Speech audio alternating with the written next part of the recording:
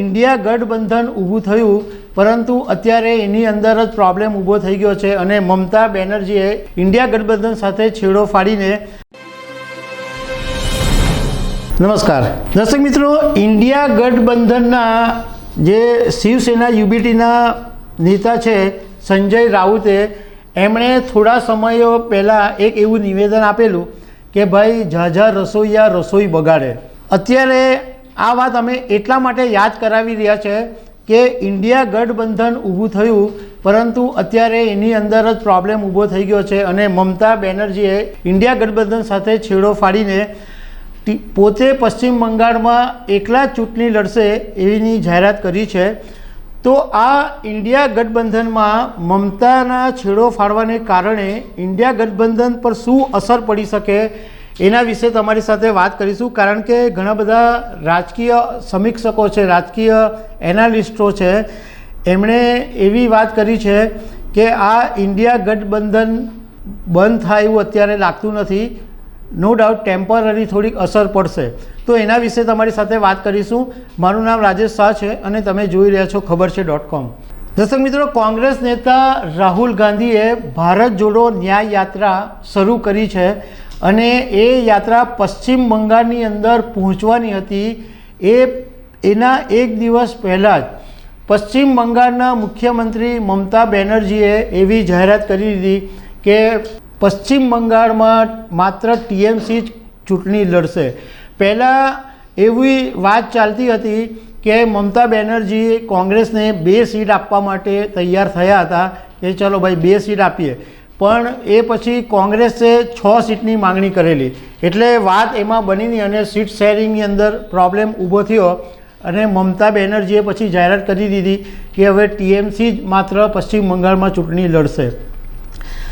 જોકે એક નિવેદનની અંદર મમતા બેનર્જીએ એવું કીધું કે ભાઈ કોંગ્રેસની યાત્રા પશ્ચિમ બંગાળમાં આવવાની છે, એના કોઈપણ કાર્યક્રમની માહિતી કે એની રૂપરેખા અમારા સુધી પહોંચી જ નથી, અમને જાણ જ નથી કરવામાં આવી.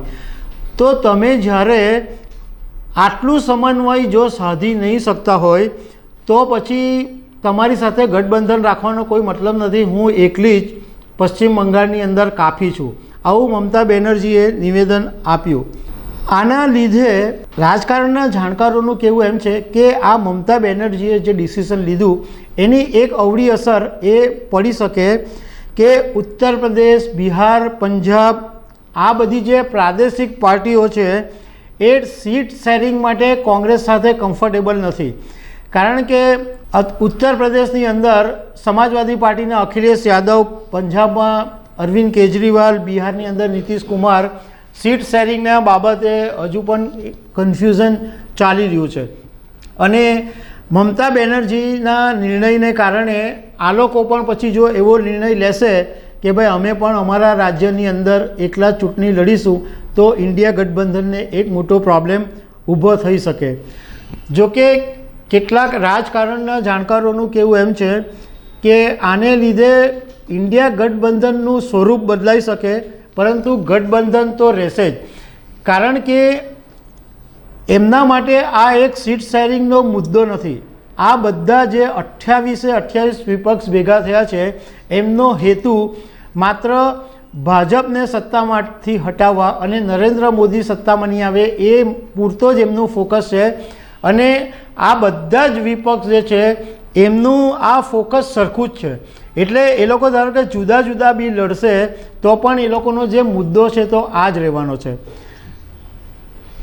એક રાજકારણના એનાલિસ્ટે એવું કીધું કે મમતા બેનર્જીએ જે જાહેરાત કરી એ એક ઇન્ડિયા ગઠબંધનની રણનીતિનો ભાગ પણ હોઈ શકે છે. કદાચ એવું બને કે ભલે હમણાં એ લોકો એવું અંદર નક્કી કરી લે કે ભાઈ આપણા મુદ્દાને આપણી જે અન્ડરસ્ટેન્ડિંગ છે એ સેમ જ છે, પણ આપણે લડીએ બધા જુદા જુદા અને જ્યારે જરૂર પડે ત્યારે ફરીથી પાછા ભેગા થઈ અને સત્તાની અંદર આવી શકે. એટલે ત્યારે પાછા આ બધા જ જે અત્યારે અલગ અલગ લડવાની વાત કરે એ પાછા ભેગા થઈ અને સરકાર બનાવી શકે છે.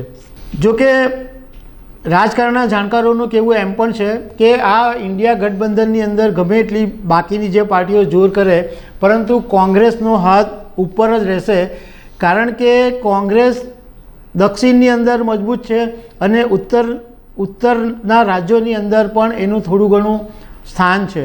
એટલે કોંગ્રેસ એક મોટી પાર્ટી છે અને કોંગ્રેસનું વર્ચસ્વ રહેશે જ. હવે ઇન્ડિયા ગઠબંધનની અંદર આગળ શું ડેવલપમેન્ટ થશે એ આપણને ખબર પડશે. આવી અનેક વાતો સાથે અમે તમને મળતા રહીશું. Thank you very much.